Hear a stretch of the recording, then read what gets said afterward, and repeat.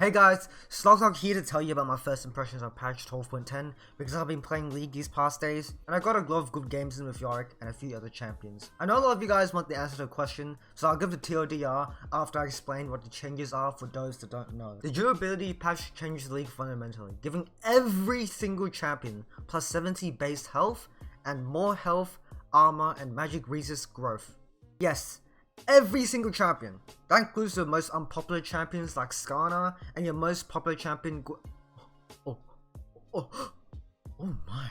They also reduced healing, shielding and decreased the effects of anti-healing on every single champion, most items and runes, leaving nobody unscathed. So enchanters like Lulu would give decreased shielding, but stuff like Aatrox will heal less as well.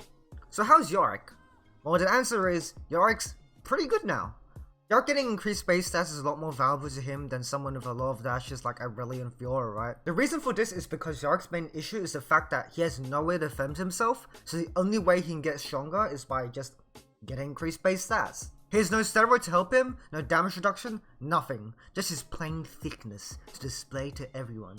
So even though everyone's a bit more beefed up, Yorick is beefed up, being a bigger stat stick. Not only that, it lets him build more aggressively, so my playstyle of going Lethalia Yorick is a lot better, because it's going to be harder to kill me, and I can still dish out tons of damage. Meanwhile, in previous patches, Yorick was super squishy, especially last patch where Hullbreaker Rush was nerfed. But stop dog, doesn't that mean Yorick would do less damage as well? And the answer to that is, yeah, that's true. But the thing that makes it special is, Yorick goes double armor pen item, so he doesn't really care about the increase in armor. Sure, the health hurts a little, but it helps Yorick a lot more. One thing that helps a lot is because he's more beefy, it's a bit harder to die in lane, and also towers got buffed in damage, so it's also harder to dive Yorick as well, which is massive. Previous patches, I would almost always get dived, now it's a lot harder because 2 tower shots can really chunk enemies out. Another positive is that games are generally longer, and when games go long, it favors Yorick, due to the fact that he scales really well with money XP. Items are really powerful in Yorick, and he wants to get to the point where you have 4 or 5 items with the tankiness of Hullbreaker. This allows you to go for more late game plays where you can send Maiden down as a big threat in the side lane and group to help your team.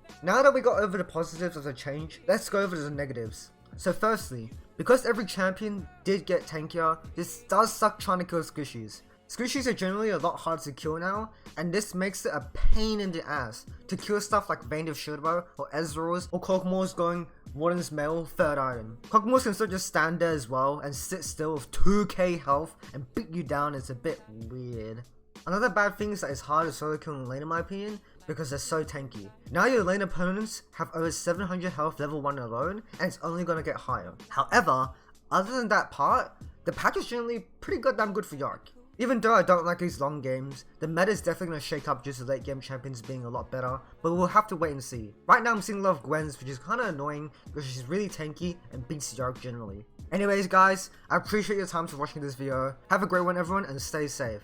And I do apologize if I sound a bit weird in this video. I have an ulcer right on my tongue, so